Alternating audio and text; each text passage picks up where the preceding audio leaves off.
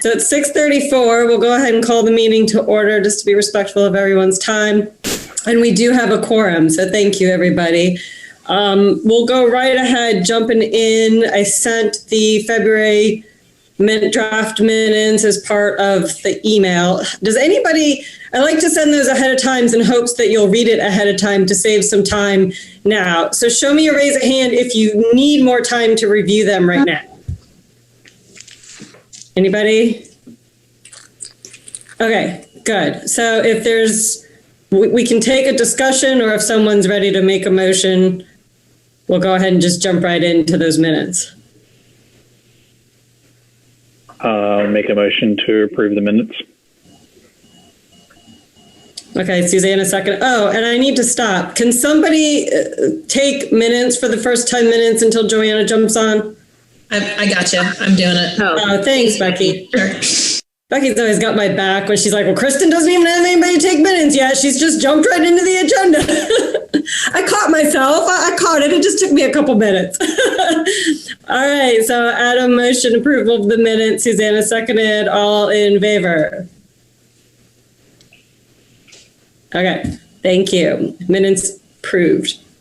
Okay. So, and I don't know, I think we might need Joanna for this discussion because I think Jay, I think you guys were the ones that sort of mentioned it. I guess we can jump into the discussion, or, I mean, what do you guys think? Do you want to jump into it, or do you want to wait until Joanna hops on and we jump down to unfinished business and then bring her back to it? What do you guys want to do with that?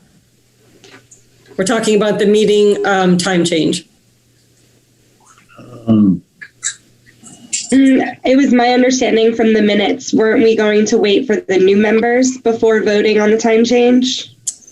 We could, if that's what the committee decides. I think the minute said we could either go ahead and just do that now so that when the new committee members jump on, they know exactly what day and time we're meeting, or we could wait. I mean, that's the prerogative of the group. I think Joanna's concern, I don't really want to speak for her, but if I remember correctly, I think her concern was she was trying to get some kids in bed before the meeting, kind of help her husband out, who was really having to do all the kid duty while she jumped on.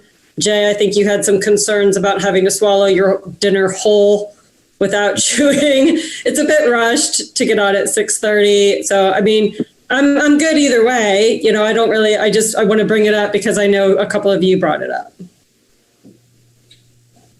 But if we want to, I don't know if we want to discuss and vote or if we want to wait for Joanna. I can't carry this meeting by myself, y'all. we have a quorum, right? We do have a quorum. So we don't need to wait. If people aren't at the meeting, we have a quorum. I think we can move forward with the committee's business. Okay. So Jay, do you want to discuss a little bit? Because I know Joanna brought it up, I think, first, and then you kind of chimed in.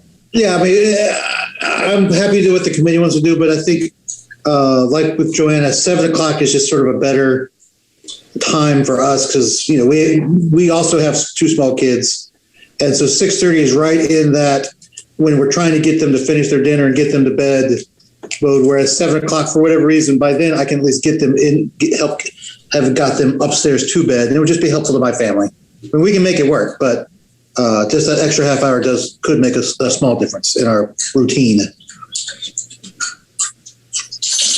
Okay. So I hear kind of just bumping it by 30 minutes to 7. Anybody else want to chime in? Does the day of the week matter to anybody? Okay. As long as it just doesn't go too late at night, because I also have young kids. My husband does bath time and bedtime, which I'm thankful that he can do by himself right now, but they do wake up very early. So, and we usually eat dinner after because we can't seem to get it together to eat dinner with them yet. So, but I'm fine with 7 as long as it just doesn't go like past 9, I guess. Oh God. Well, no, y'all, no. I thought, Suzanne, you were going to say 8. I was like, yeah, that seems reasonable. I mean, yeah, like if we can stop at 8, that'd be great. But like, I'm going to take a stab that it's going to go from 7 to 8:30 then, based off of some of our past meetings. I think an hour would be chopping our discussions a lot. So in order to get done what we need to get done in a thorough manner, I'm hoping to get us out in an hour and a half each time. So if we bump it to 7, I would imagine we'd be done by 8:30. That's reasonable. Okay. I do want to just bring up too, in case people have forgotten, it's been a year. At some point in our lives, we will not be on Zoom, hopefully, fingers crossed. So at some point in whoever knows future, we will be back in person. So I just want to bring that up too. Is everybody feeling comfortable 7 to 8:30, maybe in 2022 when we're back in person? Is everybody good with that too? I just want to remind everybody of that. I don't have a problem with 7 o'clock. Down. It's actually difficult sometimes for me to make it to the meeting. So, and if it seems to be too late, we can always move it back to 6:30. Okay. What does your cat think? Yeah. I'm pretty sure I heard some dinosaurs or something on Susanna's line, some velociraptors or something. Who knows what's going on? All right. Well, I hear 7. Does anybody want to make a motion for me here? Good. Jay, are you just like yeah, for sure. Yeah, I'll make a motion. Okay, go for it. I move that we change the starting time of our meetings to 7 o'clock. Okay, so keeping it the same, second Tuesday of the month, but moving it from 6:30 to 7. Yes. Okay, anybody? Susanna seconds. Okay, all 4. Show of hands. Jenny, you got to vote? Uh-oh. Okay, hold on. We got to go back to discussing. I don't know if I see a hand by Jenny. No, that's okay. I don't need to speak to it. Just personally taking into consideration my family's and my needs, I'm going to be opposed to the change, but I'm all in, that's why it's kind of a democracy. So I'm all for, I'm just going to vote against it if that's all right. Yeah. For me, 8:30 is a little late. I like, getting home in time. My kids go to bed at 8. So it's just a selfish vote here. So I personally, I'm somebody that would like to get out before 8:30. So I'm going to vote against it. But that's perfectly okay. I mean, Jenny, you should always feel free to voice that because you could change everybody's opinion, including mine. Yeah, I mean, yeah, definitely. Everybody should feel comfortable to speak up. We are all a friendly group here, right? So Joanna, thank you. Hello. Perfect timing. We were just voting on the time change, and back to kind of discussing it. So some of the group wanted to move it from 6:30 to 7. Some perhaps feel like if we move it to 7, then getting out at 8:30 is kind of late. So I know you were the one that brought it up last time. So since you joined us, if you want to speak a little to that. But before that, Jeff, help me out for trying to stick with our rules of order. So we had a vote. It was 4-1. So in order to undo that, substitute motion. If we choose or you choose, I'll remind everyone I'm a non-voting member. If you want, you would do a substitute motion to keep it at 6:30 or go to 6:45 or whatever it is, and then choose the day of the week if we stay on Tuesdays. That's what, as I understand it, would be the proper. Okay, so we had the vote 4-1. So Becky, Jeff, if I understand, somebody doesn't necessarily, does it have to be somebody in particular to do the substitute motion or anybody?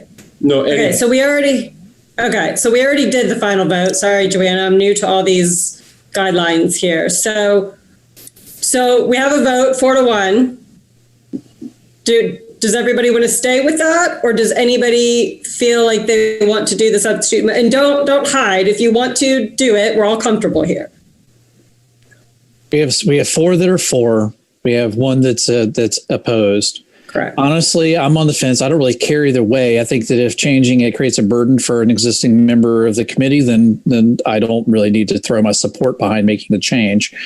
So I will just vote with leaving it where it is personally. Also, Kristen reminding me that at some point we're going to meet in person again, which frankly I hadn't even considered. That combined with Jenny's concerns. So let's go ahead. Adam, you want to go ahead and formally because we make the motion, then we discuss, then we vote. So you want to do the motion for substitute motion, Adam? I'm not making a substitute motion. I'm saying that I would change my vote, that I wouldn't support the change. But formally, now that we voted to discuss it, we have to introduce the substitute motion, which then gets discussed and then we vote. But there has to be a motion to discuss before we can discuss. Okay, I'm motioning to discuss leaving it as it is. All right, I'll second that. Okay, so I think we're back to a discussion. Oh, y'all, this was supposed to take 5 minutes of this agenda. There goes our 8:30. No. All right, so we're back to kind of discussing. And this is why it's really important that if you're not feeling like you can vote for something, it's really important to just bring this up because it's a good discussion for all of us to have, right? So, okay, so how is and I don't know, at some point, Becky and Jeff, maybe we all can just vote to stay on Zoom. I don't know. That might be a vote too. Who knows? But anyway, so we're at 6:30 right now. There was some discussion about possibly moving it to 7 to make it a little easier on dinner time and getting kids to bed. However, with the reminder that starting at 7, we most likely won't get out till 8:30. At some point, who knows, at some point we will be back in person. So with travel time and stuff, that means getting home closer to 8:45, 9. So some people feel like, hey, I want to get through dinner, but then other people are like, hey, no, I want to get home before bedtime. So I guess we're back to opening it up to a discussion before we vote again. Jeff? Would 6:45, even though that's an odd time, would that be a compromise? I would question. Does 15 minutes help anybody? I mean, it helps me. My younger one is in bed by 6:45, which is why I'm late tonight, because I needed to get one kid in bed tonight. It's my other son's birthday, and I needed to put one kid to bed. So, again, I'm not a voting member, that's why I'm not partaking so much in the discussion, but I'm totally flexible, whatever the committee decides. Jenny, does that work better for you, 6:45? I mean, Jenny, how about, wait, what happened? Everybody moved around. Everybody reshuffled. Does that sort of, splitting the baby there, does that help sort of both sides? Yeah, it's an odd time. I mean, my preference is to keep it the same, but I think that's a great compromise. I could be in favor of that.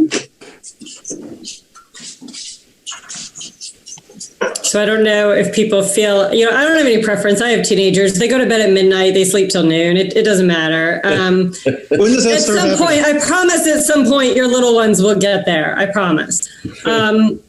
But so I have no preference. So I don't know if 15 minutes is enough to really motion and vote, or if we just want to keep it the same. It's up to you guys. I'm good with either. 6:45 is fine with me. Maybe someone should make a motion, a substitute motion to have the meeting at 6:45 and then vote on that, or show of hands and then make the substitute motions, whatever you think. I'm happy to make it because I'm the one who asked to move the time. So I want to make a motion to move our meeting to 6:45. Is there a second? Okay, Susanna seconded it. So ready for a vote? All in favor? Okay, passes unanimously. All right, good. All right, 6:45, and we are still on the second Tuesday of every month. Is that correct, everybody? Yeah. Okay, good. Second Tuesday, 6:45.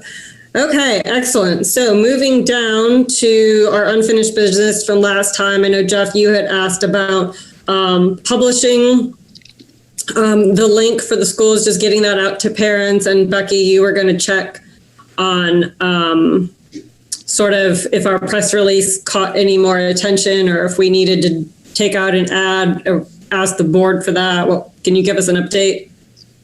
Yeah, a brief one. And then I'll be honest, I may need to follow up a little bit more. So I do know that the press release went out. Maureen was not able to find that it had been picked up in the Matthews Mint Hill Weekly. And she was going to reach back out and re-pitch it essentially to them to see if they would pick it up.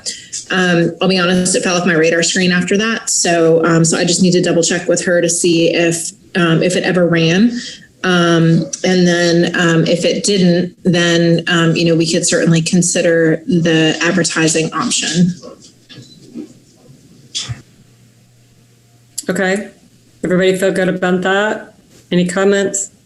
They did do an article about CMS, a lengthy article about CMS week and a half ago, not this most recent paper, but 2 papers ago.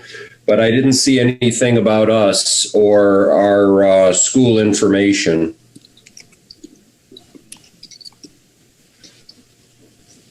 Okay. If they don't run it, does the group want to get on an agenda to make a request to the board to pay for an ad? Or, I'm going to make the assumption that it didn't run. Since it, Jeff, I know you look at the paper pretty frequently. I do too, and I haven't seen anything in the last couple of weeks. Right. So if we proceed forward, presuming that they're not going to run an article on it proactively, I guess a little bit of direction from this group could help so that we could get something scheduled with the town board if the group wanted to proceed that way. Do we all feel that it is at a point that it is good to go in doing kind of a big ad? I mean, I know, Adam, we kind of talked last time, there's a lot of blank spots in some of those schools. We were still actually trying to figure out if all schools were on the list. Just some, does the group feel we are at the point to do that? Or do we need to do a little bit of work on it and then publicize it? Where are we at with it?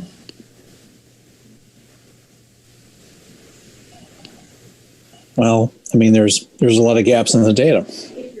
So we have what we have, but there's a lot of gaps in data. We have a really good start. I mean, I don't want to minimize what we've done so far, but I don't think that it's enough that we could. There are certain things I don't think we're ready to do with it yet.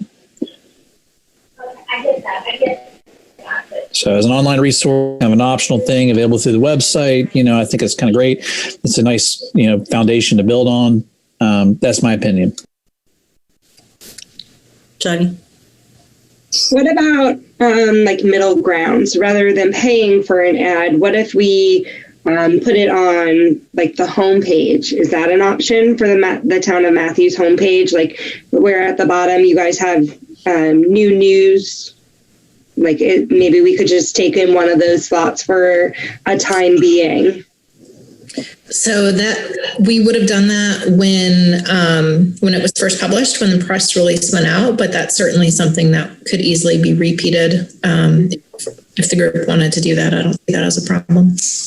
I mean, maybe doing something like that or requesting something like that as we continue to update data as we get it, continue to clean it up, and maybe pitch it again to the Matthews Weekly in the hopes that, maybe there's going to be a week where they're a little light looking for something to fill a bit of space. And then that way we don't have to, take on that financial burden. Jeff? If I may, Becky, we could put a portion of it, sort of a tease into the Matthews Messenger, could we not? I'm worried about circulation. For example, I'm an insider with the town and I don't go to the town website. but I do read the paper. I do read the electronic newsletter. Does everyone get Matthew's Messenger who's on this call? It's a little bit difficult to read for old people because the pages are small, et cetera, when you go through, but it would maybe reach more people.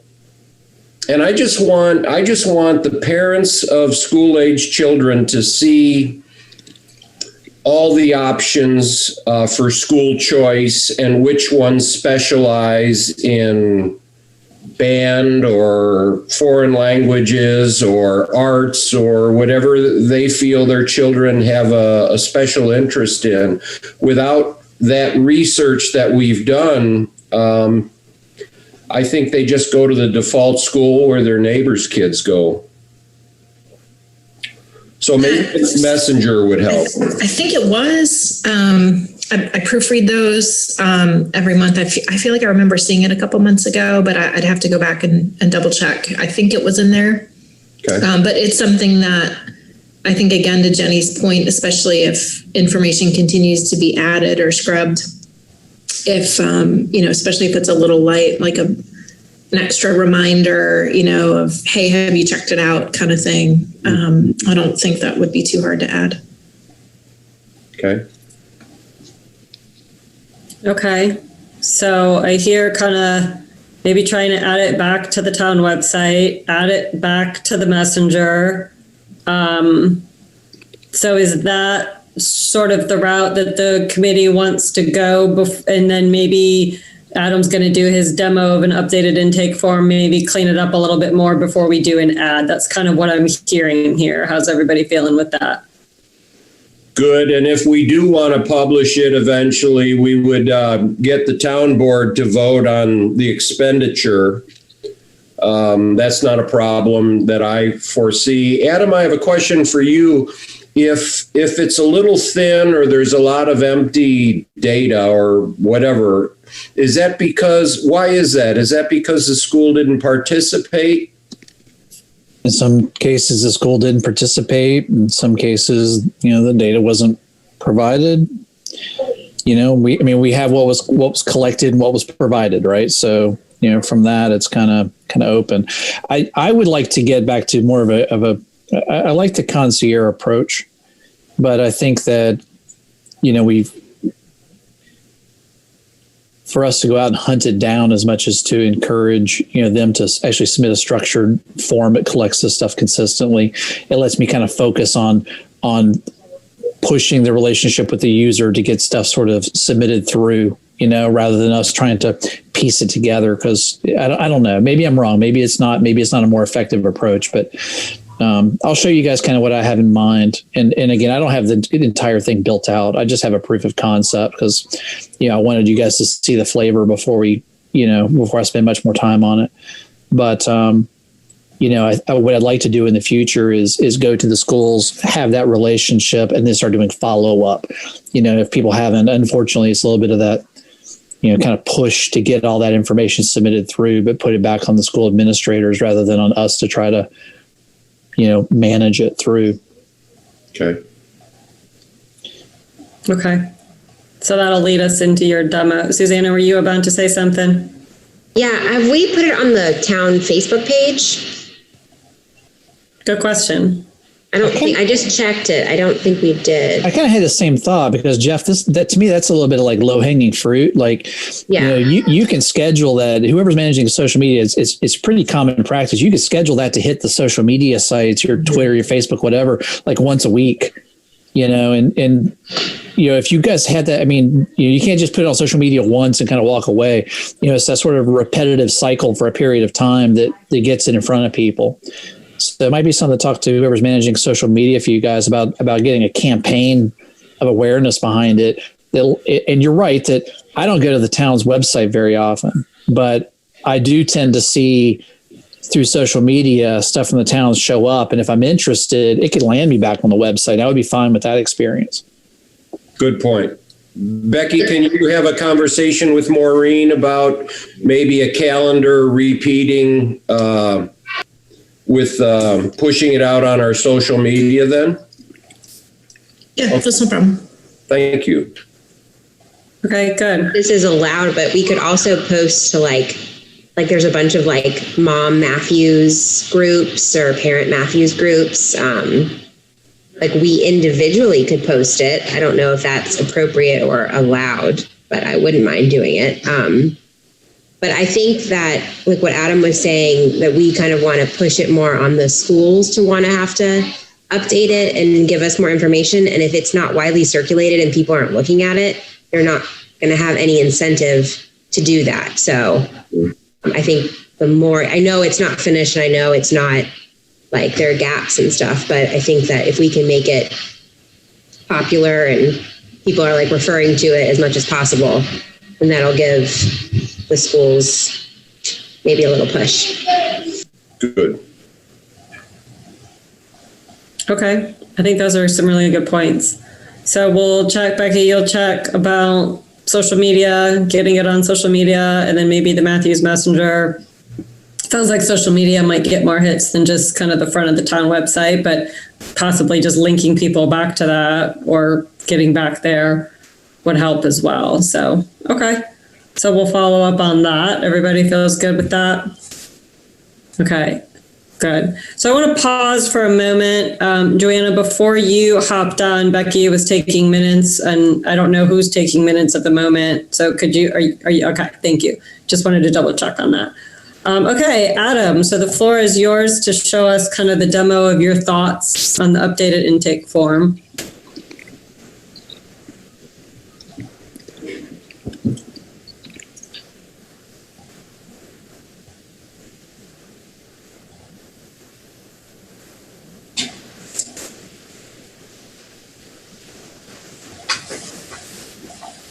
I just realized I'm talking on mute.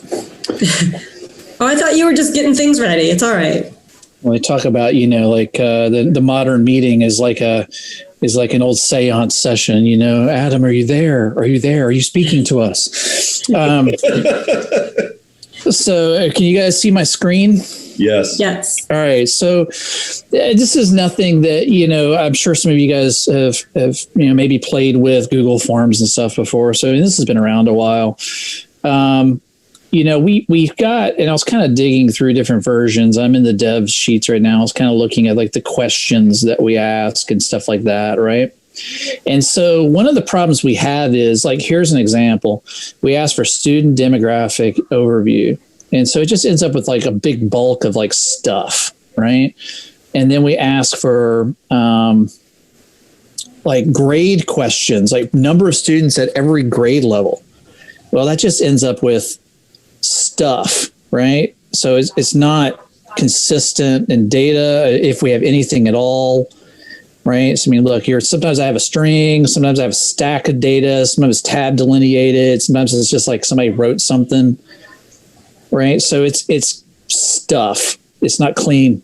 So really what should be happening for us to actually have data that's clean, that we can then like flip it upside down, visualize it, have fun with it, do whatever we want, and turn it into something cool. I mean, we really should be asking like when you come to a school, and it should be an adaptive experience where it's like, hey, do you offer kindergarten? Yes or no? No. Do you offer first grade? Yes or no? And just kind of ask them. And then based on that, we say, okay, you offer kindergarten. Here are our kindergarten questions that you need to answer. And then they have to answer that information. So what I did was kind of play with that idea. And here's the good thing and the bad thing. The good thing is it gives you a lot more data and it gives you a lot more standardization.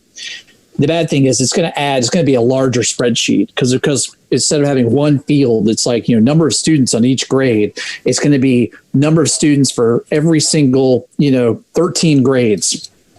So you're going to have 13 columns. And if you talk about for readiness, you're going to have 13 columns for readiness. But you have much more accurate information that you can then resynthesize and repackage in a way that, you know, the base spreadsheet might not be the way that we have the end user experience the data, but it's the really clean stuff that's powering it from the back end. Does that make sense for everybody?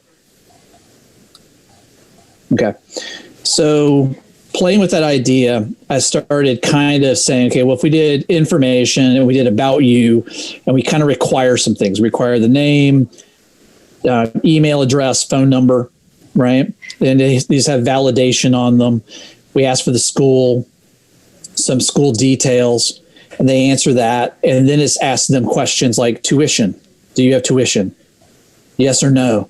And if they say yes, then we ask them a financial aid question. So you'll notice that it's going to continue to the next section. But if it's a CMS school, it's going to actually send them to application question. And if not, it's potentially a private school or a charter school. So maybe you'll send them to the tuition-based question. CMS doesn't, as far as I know, there's no CMS schools that have tuition. So we're not going to ask a CMS school a question that doesn't apply to them. But for everybody else, we'll ask them, is there a tuition cost? And if they say yes, here again, we're going to go adaptive. If yes, it goes to financial aid. If not, it's going to go to the application. So then if it's private school, we say financial aid. Ask the financial aid questions. We don't give that to schools it's not applicable to. We go to the application. So basically everybody now joins back up. CMS, yes, no, right? Goes to application. If it's CMS, no. Do you have a charge? Give them financial information. If so, everybody joins back up at application level. So every step of this is adaptive for the type of school. We do things like school day, right? So school day, again, we do actually a time value. A dismissal is actually a time value. We then go to enrollment, and we're asking specific the last couple of years questions, and these are all validated. So we're looking for whole number values. We can decide what of these. So somebody can't just type in, 120 give or take. It has to be a number that we can work with. Same with the capacity. We get into things like the number of students. We're asking for percentages, right? So what we're doing is we're doing a range between 0 and 100. They have to give us a percentage. It's a number between 0 and 100. Number of English learners. So we break it up. So here's, again, the demographic information. Rather than just asking, tell me your demographics, we're asking for percentage in the school and aligning them to a demographic standard value. And then they can type in some notes. So again, now here's where we get to kindergarten. Kindergarten. Does the school offer kindergarten? Yes or no? If yes, we're going to take them to kindergarten. If no, we're going to take them to first grade. Get some kindergarten information. Then it takes them to first grade. Same kind of question. Do you offer first grade? Yes or no? So it is going to ask more questions, but it's going to guide them through. And we can do this in groups. Like now we go to learning experience. We do the same kind of thing at each of these personnel questions. Health and safety questions. So all of this is now broken up by section. It's adaptive based on the type of school, and the data points are all validated. So when someone comes in the future, they would have experience that looks, and I can zoom in a touch because I know it's a pain. Here, I'll zoom in a little bit. Is that better for you guys? All right. So, and again, I haven't fully tested everything. This is all hypothetical mock-up at the moment, okay? But I can come in here and answer a few questions about this process.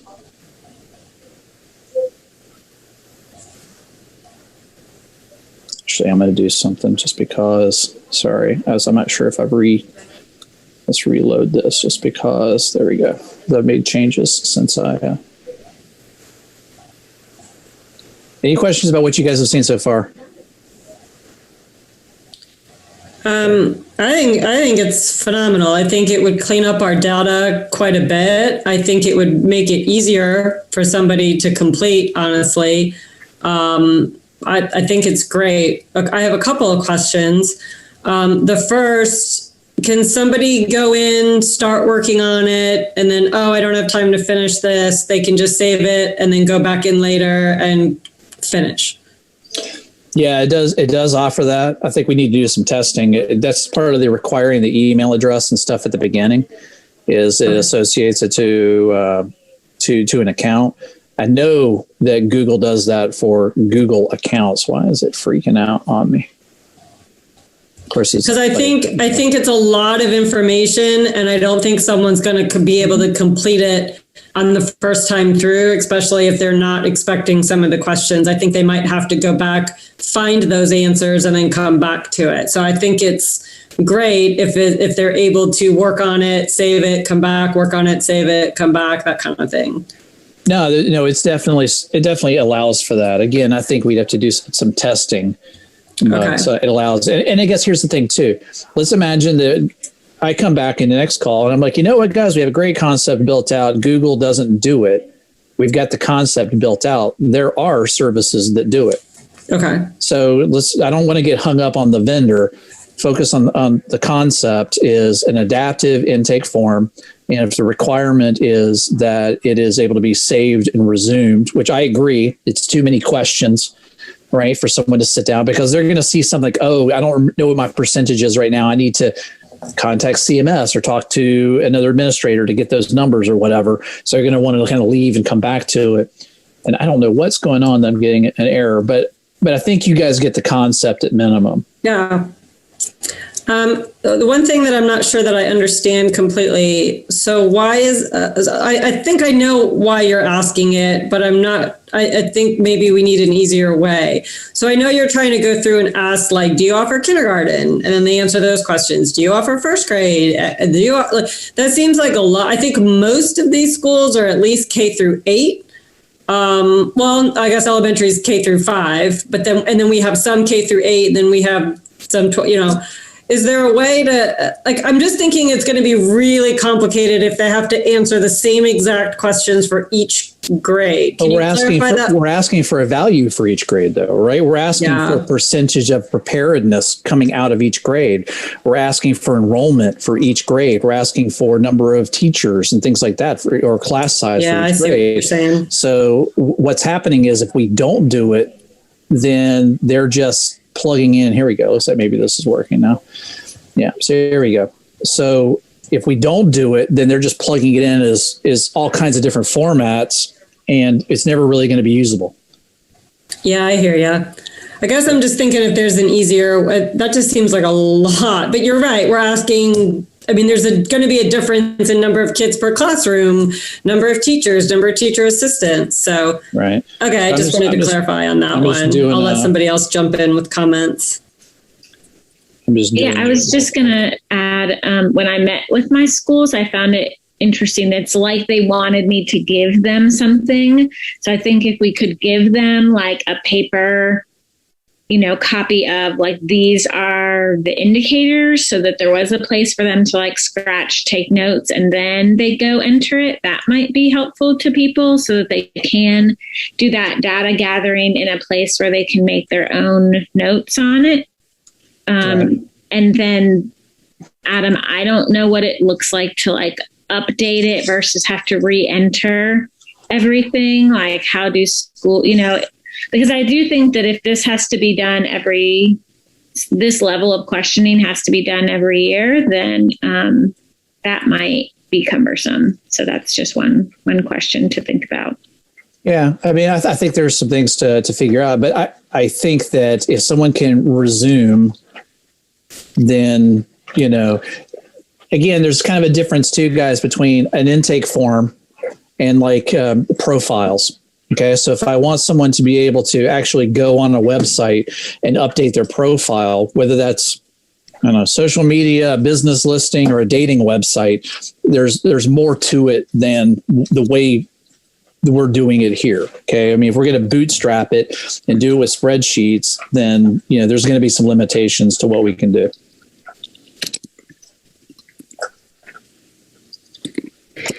So my question is about how it's presented at the end, Adam.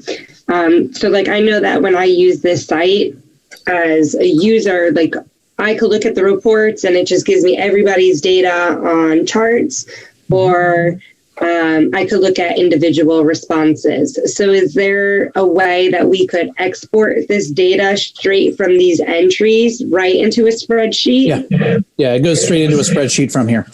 Okay.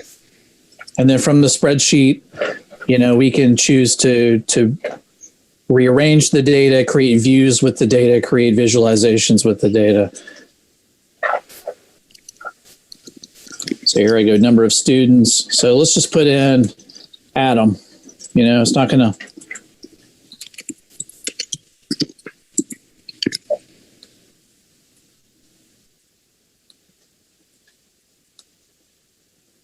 So we're validating. Here we go. Percentage of students who are chronically absent. Yeah, it's got to be a percentage.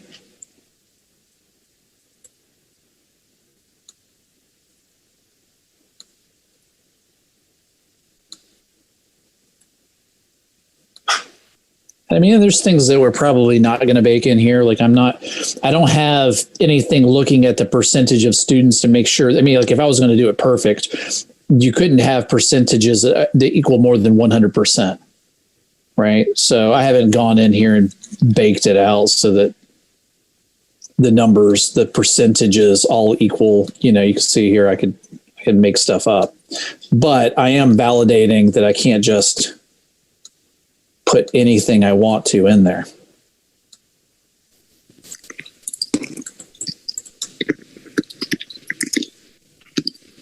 So this is an example where it's going to ask us about the grade. Do you offer kindergarten? Yes, no. Now, if I say yes, it asks me for the number of students.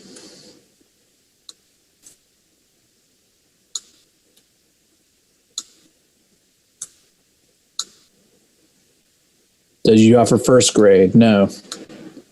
Skips it. Do you offer second grade? No. So I haven't built out all the grades. I just did a handful of them so you guys could see the example. And then we start going through learning experience questions. So, I mean, I think that that was one of my kids. So I'm going to skip through. I don't think I've made any of these required. All right. So, well, here's a couple. So we made some of these: number of full-time nurses, part-time nurses. So we can make stuff required or not required. And I'm just doing this because I want to show you guys. We get data at the end. Volunteer, submit. All right. So there, it's done. Okay. So now what happens is we can see responses. And you basically have the ability to take that data straight to, you can either dump it to an existing spreadsheet or you can create a new spreadsheet. So all of that data is stored, all of it basically is spreadsheet, and it gives you some visualization stuff in here where you can see over time what kind of responses you got. Such much. Yeah. Anyway, for me, this is, I mean, I'm not going to say it's going to be perfect, guys, but it's much more usable for where we're trying to go with this. Yeah, I think this is a great way to really clean up our data. And like you said, kind of do it on the front side and not us having to do it after the fact. So I think this has quite a bit of potential. And I think, of course, like you said, this is just kind of a puttering around draft. And if we wanted to use it, we would really be, diving deep into it. Mm-hmm. I think, it's interesting because we're going to get to it as the last thing on our agenda here on trying to figure out perhaps where the committee wants to go to take that back to the board. I feel like we did a lot of work on collecting this data and through that, we learned a lot. And I don't know if we're necessarily done with that process. It sounds like, great, we did it. And we learned a lot and we got all this data, or maybe we didn't. Some schools we did, some schools we didn't. Boy, we're okay with publicizing it on some things, but gosh, it's not clean enough to really publicize, right? Like, I feel like we kind of have a really good final draft, but not necessarily something that we're just quite feeling fantastic about. So, Adam, I really appreciate you taking the time to even draft that and put that together. That would have taken me years. It probably took, I don't know how long it took you, but I do appreciate whether that was easy for you or not. It took a lot of time, and I do appreciate you taking the initiative to do it and bring it to us. It's fantastic. It's a good way to move forward. Sure thing. I don't know if I don't know if we want to have any more discussion about that or if we want to move on, because I feel like what we do with that might come more about when we discuss sort of what the committee wants to jump to anyway. So I don't know if I want to have too much of a discussion on it, because I think we need to figure out what we're going to do with it in the first place. Does that make sense? But if does anybody else have anything they want to bring up while we're on it? I do think it would be easy to segue into preschools with that, because you could just make one of those for preschools. That's actually a really good point. Well, and you could basically just add preschool as a grade. Yeah, do you offer preschool, and then getting it out to preschools in Matthews for that? You're right, Suzanne. That's a good point. That would make it a decent, easy next step to just add it in. I think the other thing that comes to mind for the group to think about, going back to Joanna's earlier point about, some schools may want it in a different format, or, everyone might be a little bit different in how they're wanting to receive these questions and then provide the information back. It might at least be a good input tool. So if you had a school that wanted to do it on paper and then you're receiving it, then if you're translating it through this portal, it's going to put the data in a uniform format, so then you're not fighting with it at the end. But I could see some schools maybe feeling like it's overwhelming. Like Kristen, it's like your comfort level with technology is different than somebody else's. So it may not be a one size fits all tool, but it may ultimately be a tool that gets really clean data from whatever you're able to gather using various formats. And I would argue, Jess, too, that if schools are concerned that we're asking too many questions and the form is overwhelming, maybe we need to go back and review our questions. Are we asking data that we really need to ask from them at all? And I know there was a lot of discussion and debate about that, but we can simplify. I think we could put the amount of data that we feel is necessary on a diet and probably help our users out. We could, or, like you said, if we don't make any or few of the questions required, it is their prerogative to kind of skip through some as well. Because some of those schools don't collect some of that data. I mean, that's why we didn't get it in the first place. So, or if we add preschools, to Susanna's point, the crime rate questions really might not apply to them, hopefully, right? So there might be, so for instance, what you did with, if you don't offer tuition, you just jump to here. So like if we added preschool, we may just need to jump for them, right? And the software already does that for them. So another that option, nice too. Another option, guys, would be break it up. Have your core. This is what you require from the schools. Submit that to us. Awesome. Thank you for that. We'll build out your profile. If you would like to provide more information to our users, here's an additional form. It's much more in depth. It asks all kinds of stuff, but at least this way we get a base level required data set from the schools, and we can ask them about extracurricular and all kinds of things if they really want to. And we'll tell them, the value of it is that, we're going to have it on the website. We're going to be promoting it, things like that. Right. So. Yeah, I think those are all good points. I am looking at the time, and I do want to make sure that we get through these last two agenda items pretty thoroughly. There's a lot to discuss there, and I don't want to keep you guys too late. So if there's not anything else that just somebody really feels very strongly they want to add, I'm going to move to the new member applications. Is there anything else that anybody feels good? Okay. All righty. So let's jump to the new member applications. Joanna and Jay were kind enough to put together this unbelievably thorough rubric. It's really good. So I appreciate that and the questions that go along with it. So we had four, they're not just for us. Some of them applied to multiple committees. So keep in mind, they may have already been scooped up by another committee. That's always a possibility, but we had 4 applications. I guess we could how do you guys want to do it? Does anybody just want to throw out open discussions, or do you want to go through each one by one? Or maybe we should, let me back up. I'm sorry, I'm going to get ahead of myself. Maybe first we need to discuss the rubric. If anybody has any thoughts or comments, changes, edits, keep it as is. How are people feeling about the rubric?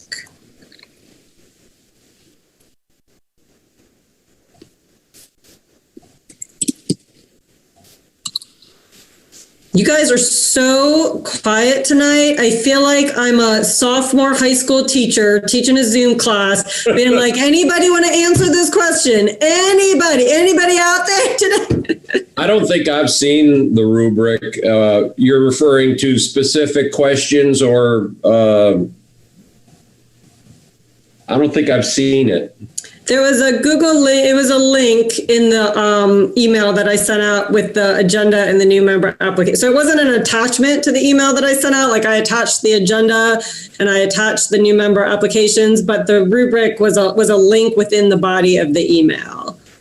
But the rubric is basically, it's like how educators score, special projects or presentations or different exams or things like that. So there's various experience in education. So if you have an extensive level of education service, then you get a 2. If you have some service, you get a 1. If you don't have any service in education, you get a 0, and et cetera, et cetera. So it's a way of just saying, okay, this person gets a 2 here, or 1 here, a 2 here. Their final score is a 5. And it allows us to sort of objectively evaluate each application. Okay. But isn't it for when we actually interview them, not just for their application? Is it, so Joanna and Jay, what was your input? Was it for when we interview, or was it for screening the applications?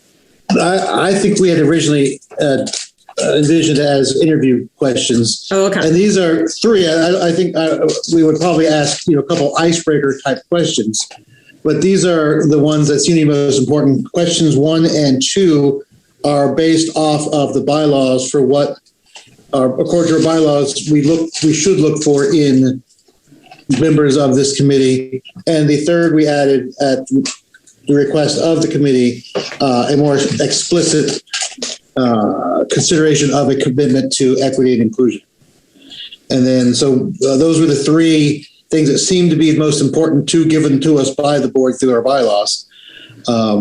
And then we just, fleshed out the 3 areas from there. But yeah, I think we anticipated this being to be scored during the interview process. Okay, I'm sorry. I was under the impression that we were using this rubric to screen the application. So I'm sorry, that was my misunderstanding. Okay, well then maybe we should think through the applications first and decide who we're going to interview. I just want to make, Joanna, did I get everything? I want to make sure we have your voice. Oh, yes. I mean, I don't think there's enough in the application to really know much about folks other than their general background. And especially since some of them are applying to multiple committees, they weren't specifically addressing ours. So it'd be nice if we would like, if there's ones we'd like to pursue further, to give them the chance to speak to our committee more directly. Speak to us, but speak to potential membership on the committee more directly. In regards to the rubric, is there usually when you think of a rubric, you use the scoring on the rubric to identify like a pass or a foul? Like, or if everybody got a 2, then like the most you could rate is a 6. Are we just using this to see where people fall, or are we saying, oh, well, we're looking for somebody that scores at a 5, or can somebody score 0s in all 3 categories and truly just have great presence and say, you know what, maybe this person can add something? Like, are you guys looking for, when you established it or created it, were you thinking about that? Or was it just like more for, like a snapshot? I think I had envisioned it just as a way to kind of compare apples to apples. And at the time, we didn't really know how many we had. So, if we had 10 or 12, this could help it narrow, at least kind of create an upper tier and a lower tier, kind of not really a ranking as much, but at least getting people kind of in a general ballparks of what we're looking for. I agree. I think the other piece is, we're talking about needing to replace up to 3 people. So this can help us also know, we still aren't, maybe no one, I think, moving forward, the committee could agree upon, people have to have a certain score or any of that. But I don't think that that's what Jay and I designed it for. I think it's just to have a place for anyone who sits on the interview to organize their thoughts, because interviews can go by really fast and it's hard to capture what happened in the interview if there's not a kind of standardized way to do that, especially given that we all expressed that maybe we're not going to all sit in on every interview. And I think it would be nice to have a collective way to get information back to the rest of us. I don't think it's an uncommon practice, at least from my experience in corporate, to have some guiding questions or a rubric that is part of the interview process. I don't think we're restricted by it. I think it's just something that could help. Again, if you find yourself with 2 really awesome candidates and 1 seat, and one is slightly, based on the rubric, has a little bit more, then it kind of tips it in a quantifiable way, so to speak. So I'm okay with it existing. I honestly wish it had more. I think that 3 criteria is kind of a good start. I honestly wish that we had something a little bit more robust, but I don't think we should hold back because we've got some good candidates to talk to. Becky, just to clarify, the application period is closed. It is, but we can repost if the group wants to. My suggestion was to move forward with the 4 that you have in case they are being looked at by other groups, particularly, obviously the ones who've applied for more than one, to not lose an otherwise good candidate because you wanted to wait. I have a comment or an observation. In opening the 4 attachments on the email to look at their application, some wanted to be more involved in the town. Some wanted to help with parks. One of them has a master's in education and has worked for CMS and Union County Schools and is a principal. So I think just looking at their application, you can see which ones were leaning towards our committee and which ones just wanted to volunteer for the town that they love.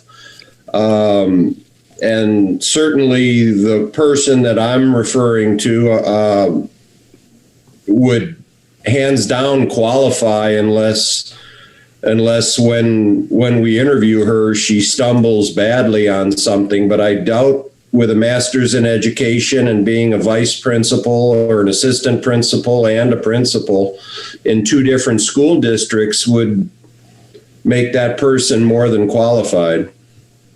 And I think, why don't we just go ahead and jump in? Because again, I'm looking at the time and I want to make sure that we do have adequate time to get through this. So if you guys don't mind, let's start with the one that Jeff is referring to. So this individual is the school administrator on leave, master's in education, previous CMS assistant principal and Union County experience, and I believe started off career as a science teacher. So went from an educator in the classroom to administration and management in 2 different school systems.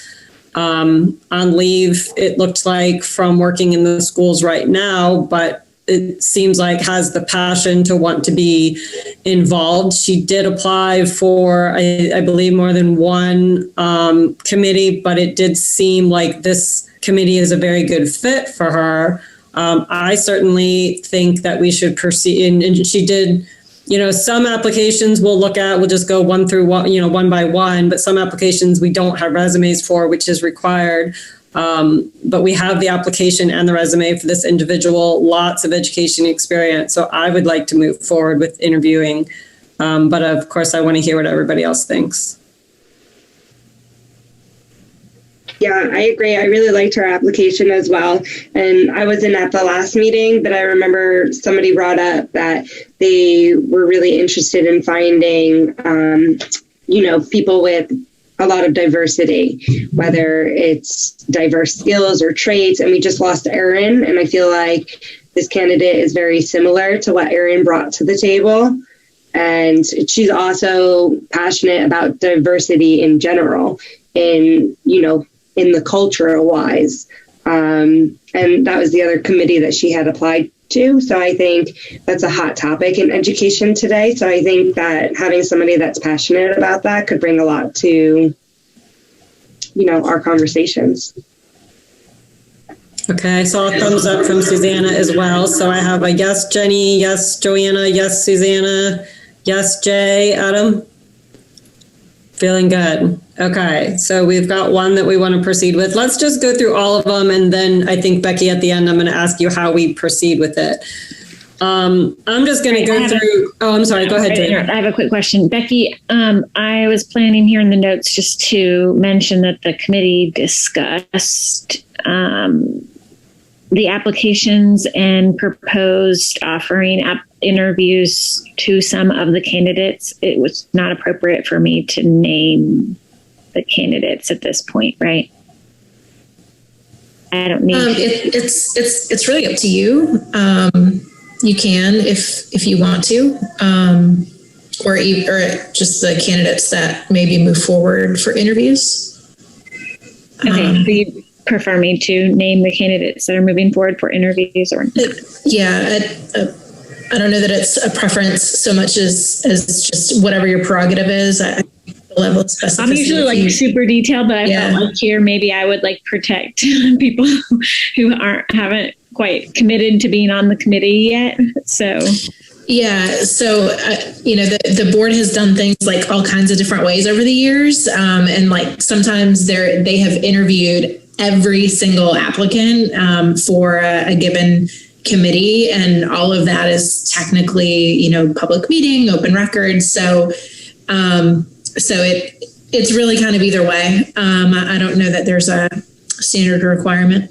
Okay, I'm just going to make a blanket statement. Okay, no problem. Okay, sorry, thanks. Thank you, Joanna, for clarifying that. That's a good point. Thanks for clarifying. I'm just going to kind of go in order that I had happened to open them. So the next one that I looked at, this was a gentleman who was a software developer. We did not have a resume with this application. I think we can certainly go back and ask for that if we wanted to proceed. I made some notes on, again, really I just made notes on what kind of stood out to me. So advocacy of non-discrimination policies, entrepreneurship, and school choice, homeschooled 2 of his 4 kids. So homeschooling all of them, but I think 2 of them are up through the college years and the other 2 are still being homeschooled. So I know in the past we kind of talked about needing some homeschool representation. So I thought that was kind of good. Non-discrimination policies, again, back to the diversity. We've talked about that. School choice seems to be one of his interests. So although we don't have a resume, I don't know. I thought there were some good points to this one.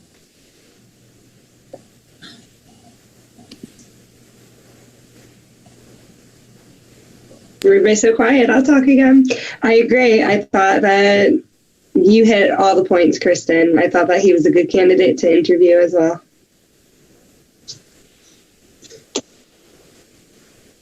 I think the homeschooling aspect is probably what sold me. I think that would be an interesting viewpoint that we don't have. Yeah, round up the committee a little bit with some of that. Becky, can you, whose sort of requirement was it that we have to have a resume? Can we move forward without one? Do we just go back and ask for one? What's the process there, since we don't have a resume? Do we, I don't know who decided that. And if we feel like as a committee, we have to have that. I don't remember how that came to be. I remember it was established as part of this first round of, like, all of you would have provided a resume when you applied. I know the board conducted your interviews, so it was asked of me if we wanted to continue with that, and I just figured yes, given the history of the group. I don't know that there's a must, can't consider it. It should be an easy, hey, if you're interested, we want to set up an interview. Do you mind shooting us a resume? Sure. Just to go ahead and round out that application file. I would think if someone wants to continue in the process, that would be an easy thing to provide. Okay. So that would just be part of that first follow-up, like, hey, thank you for submitting your application. We would like to proceed with interviewing. Can you also please send us a resume? Yep. I think at the moment is he's had 15 years of running his business. So, I've even looked at his LinkedIn profile. I don't see where there's a lot to specifically, document. We can ask for more, but I think that's probably why you're not seeing a lot. Yeah, I'm exploring his website right now for his software company. And it says that he's been doing it for over 20 years. And it makes me think that he could be great for giving us some insight into cleaning up this data. And, if we have to ask for the resume, we can, but I'd be comfortable with just interviewing him. Whoa, we already have one, Adam. Yeah, I was going to say. You mean I could take a day off? I was going to say, I'm a stickler for the rules. If it says we have to have a resume, I feel like we need to request a resume. And if he's not willing to send one, we either change the rules or not. I don't think it would be fair for people who maybe decided not to apply. If the resume is a blocker, then we should change that and reopen the application, because if it was a blocker, it was blocking other people too. So I'm not a big fan of the resume submittal, and here's why. Resumes are often tilted for one particular job or another particular job, and when they're applying for multiple advisory committees, it's in my opinion silly. And the real reason is because if you look at any of my resumes, you got to have it 1 page or 2 pages. But if you're going back to 1979, now you have so much information that you might be prejudiced. So I think it's too much information to have a resume, and mostly because you're going back to every job the person's ever had since they were 21 or 23 graduating a school or something. Yeah, your resume shouldn't have stuff more than 10 years old. That's, but I don't have a problem. I'd like to, I don't know what else we use as a measure of their professional alignment to the committee. Or, there's other committees I think a resume would be applicable to also. And I agree with you, Jeff, that a resume is catered to a role or an industry, and in which case it would be on the candidate's responsibility if they wish to customize it a bit before, based on their application or committee that they want to be on. I'm okay with interviewing this guy. I think that his resume is probably a little bit sparse because he's independently employed. So I think he has a software company, but I think really he's a managed service provider. He's basically a contractor consultant. He's been doing that for 15 years, and he probably can't disclose. And I can say, because I did this, 20 years ago, I had a similar type of business, and I can't disclose most of my clients. I had NDAs. Because if I'm building them software, I'm building applications for them. If I have proprietary knowledge. I think if he's been running his own business for 15, 20 years, he can put a pretty simple one-page resume together fairly quickly, showing outcomes, results, data, and get that to us if he really wanted to. I think I'm going to lean with Joanna on this one. If we required it of the others, let's just go ahead and require it of him. If the committee then decides, okay, we're just going to throw the resume out, then we should reopen and see who else we get. But I think it sounds like we all are in agreement to move forward with this as an interview person if we get a resume. Is that sounding right? Okay, excellent. So moving on, the next one that I had reviewed and opened was an RN, Master's in Healthcare Administration, Manager of Utilization Review, also past Army, U.S. Army. That was the person that I had opened up next. And we did have a resume for this gentleman as well.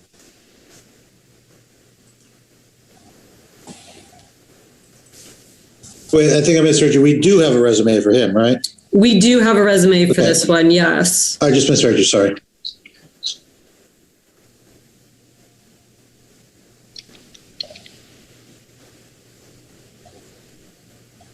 I'm trying to figure out what a is little his bit. name? Joseph McAuld. McAuld, yeah, I think it's McAuld. Yeah, Joseph, Novant Health RN, but looks like mostly in management at this point. Master's in Healthcare Administration and Manager of Utilization Review for, I think, several different aspects. Looks like juggles quite a bit.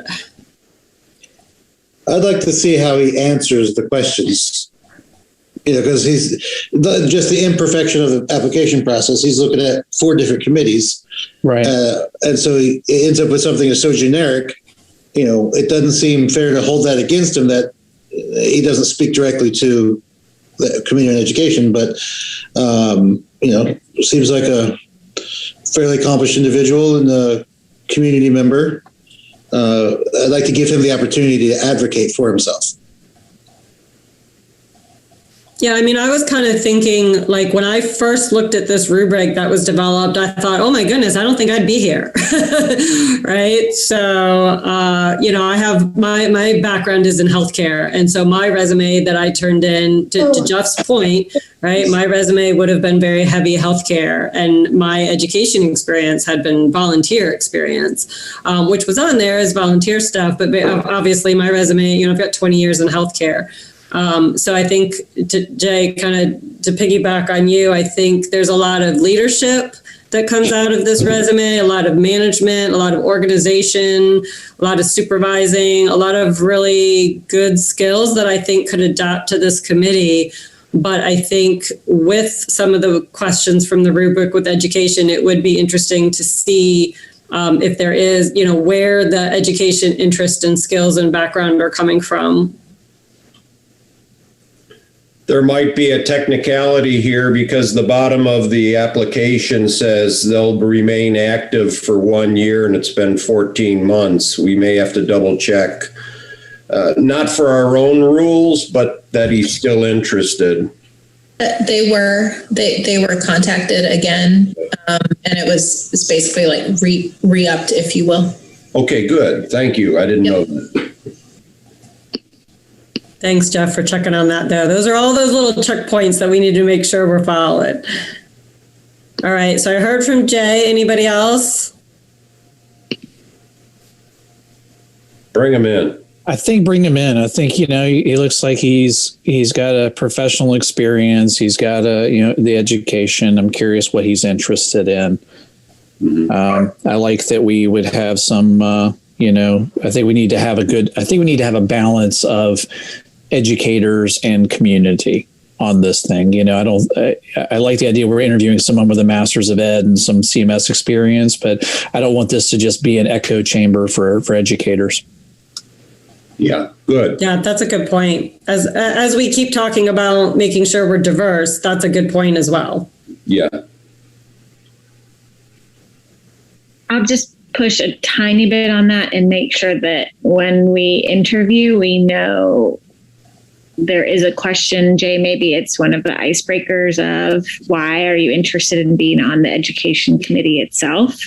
I I myself am a little wary of people who checked like a whole bunch, because to me that is like, I just want to serve and have a position, not necessarily I'm like super interested in the education piece. And I think especially for our committee, we got like really deep into a lot of education topics, so that then someone joining, if they don't have any experience at all, I would just be concerned about their ability to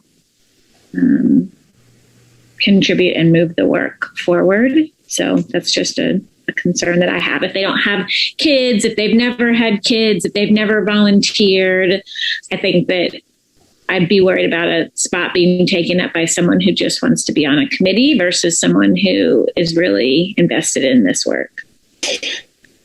So he applied for 4 committees. I don't feel like he checked like all the boxes. We do have a candidate that checked like all the boxes. Yeah, that's what. And again, I agree with you that, I don't want just somebody who's here to fill a seat and get it on their resume or whatever, but if they feel like they're called to serve, and I wish to a certain degree, guys, I wish that we could honestly just open this back up and kick it back out there for another couple of weeks and regroup next, interview these candidates, but open it up and see if we can get a couple more, because, we've got 3 seats. And to be honest, of the 4, there's really only 2 that I'm terribly interested in. Two of them to me are compelling. And I know we're talking about 3 of them, but But that goes back to saying what we talked about last time, Adam. Just because we have 3 seats doesn't mean we have to accept 3 people. I mean, we could fill 2 seats, and then at the next round, when applications come back in, whenever that may be, then talk about filling that last seat again. Just because we have a vacancy doesn't mean we need to fill them all. But many hands make for lighter work. Mm-hmm. I don't know. We started with a full committee, and we had some people that just weren't invested. And even though we had them, it ended up being more work for us because we thought we could rely on them, and then they weren't really here. So I think it's important, even if this person doesn't necessarily have kids or a lot of experience in education, if they're just genuinely committed to serving our community, I think, we could give them a chance. And even the CMS Board of Education has a nurse on their committee. Like, it's part of their bylaws, 1 teacher, 1 nurse, and then everybody else is just a community member. So.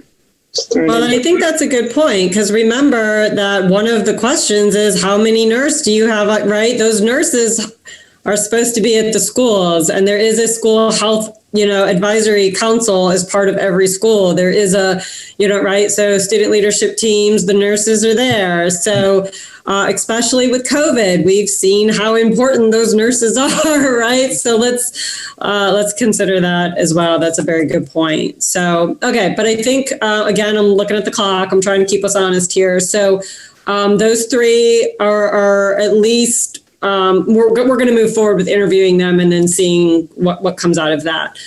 So the final application, again, we do not have a resume for this one, so keep that in mind. This was a sales representative, did apply for more than 1, and my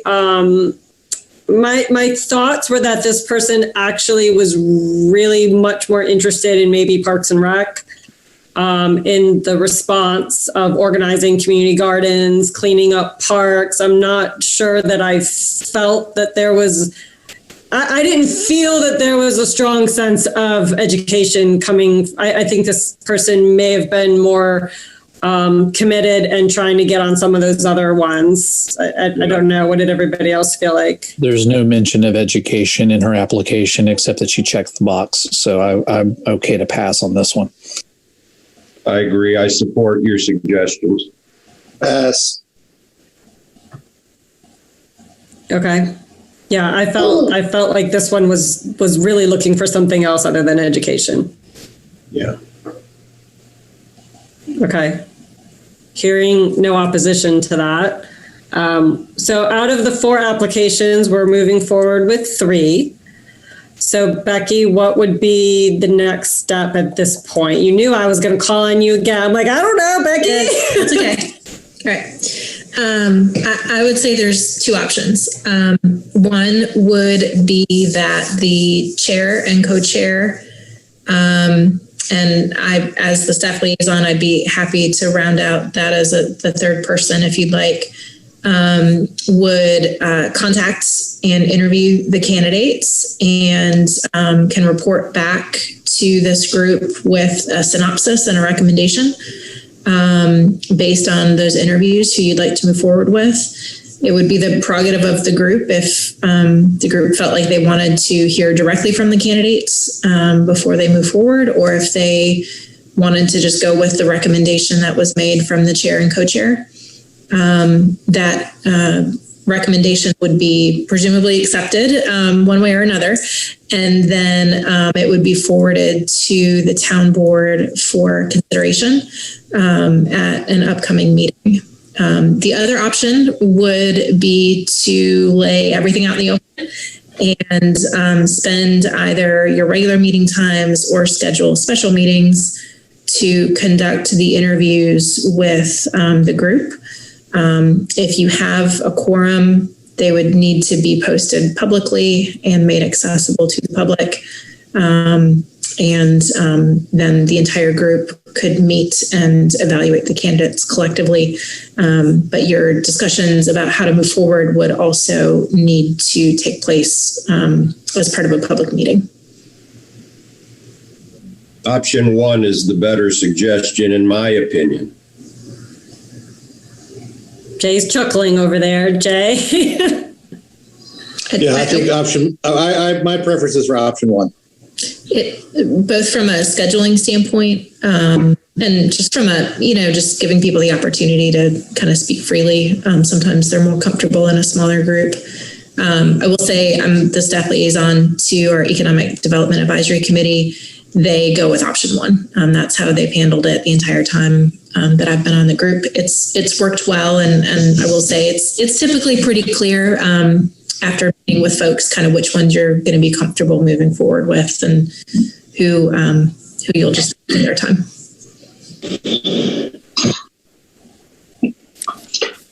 Do I hear or see any opposition to option one with Susanna and I and Becky as the staff liaison moving forward and bringing back a synopsis? Might be easier just for time's sake, scheduling interviews, moving forward with that. And I'm glad that we do have the rubric. So thank you, Joanna and Jay, for putting that together. That'll help for sure. Okay, so hearing no opposition to that, Susanna, I'll send out an email to Susanna and Becky, and we'll start that process. I appreciate that. Okay, so I'm going to ask the group how we are feeling. It is 7:56.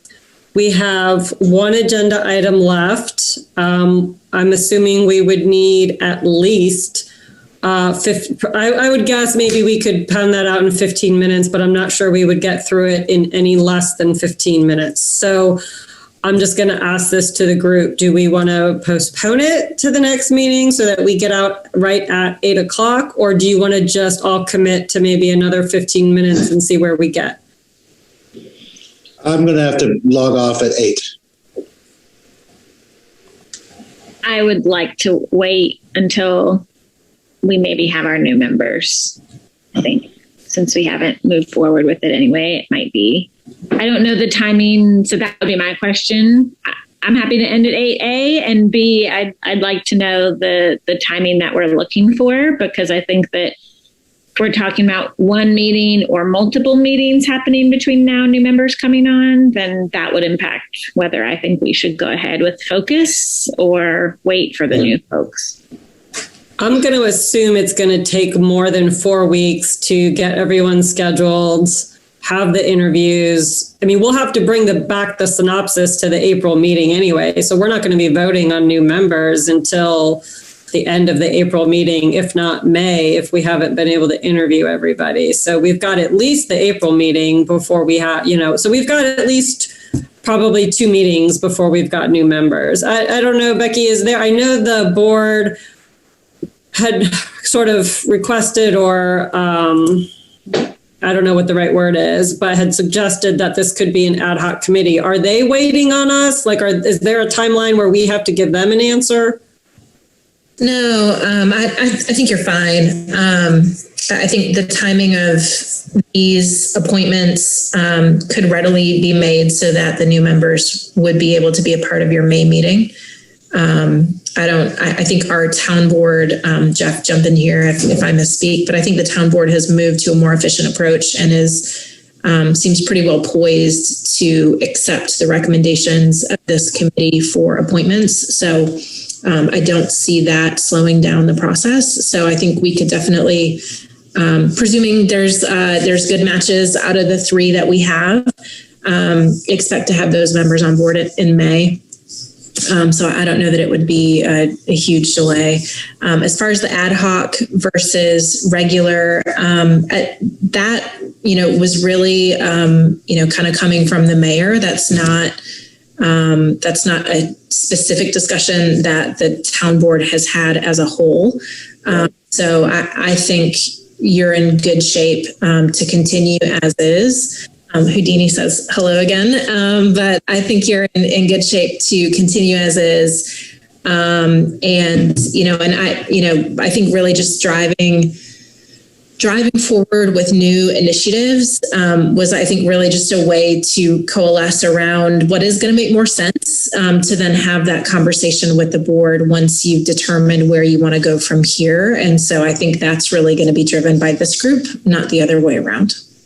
I have 3 things I'd like to mention. The first is if you have a suggestion for new direction or areas of focus, it wouldn't hurt for us to type an email to Kristen and make that suggestion via email. That way it's already on the agenda for the next meeting. And I think the 2 areas of focus that come to my brain is finish the cleanup of the spreadsheet. And I really like the idea of expanding the preschool options. Those 2 jump out at me as far as a next area of focus. That seems obvious, but if you have other ideas between now and a month, email them to Kristen and it'll be on the agenda and everyone can give it thought ahead of the meeting.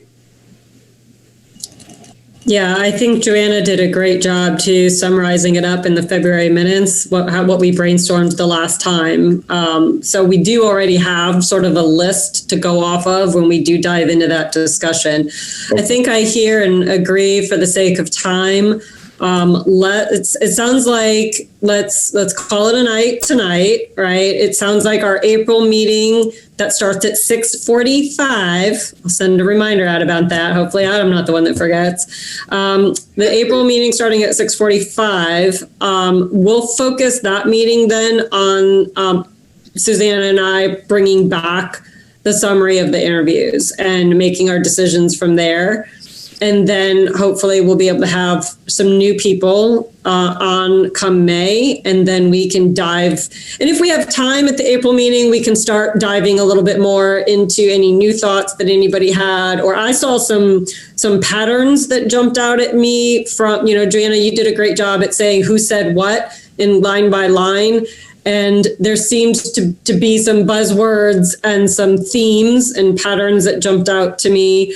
So if we have time in April, after we discuss the new member applications and the interviews, we can just sort of start that discussion. If we don't have time, then we will dive into that in May. Boy, what a first meeting for our new members. Yikes, that's going to be overwhelming. Hey, welcome. Now let's make a big decision. But so I think, does everybody feel comfortable with pausing at the moment, calling it a night, April, review of new member interviews, applications, and then hopefully May have some new members and really dive deep into our new focus or old focus, just going further. And you'll type that on the agenda, right, Kristen, what the areas of suggestion are? Sure. Yeah, I can do that. I second that motion, Kristen, to adjourn. Okay. Thank you. All right. I have a second. All in favor? What's your question? Okay, excellent. So thank you all. Another very productive meeting. I think we got through a lot. We have a lot more to get through, but we will wait for that in April at 6:45. And everybody go have a good night. Those of you that have kids already in bed, awesome. You have the whole night to yourself. Mine are still alive and well and moving all about the house. So I got a long night. All right. Thank you, everybody. See you in April. Bye-bye.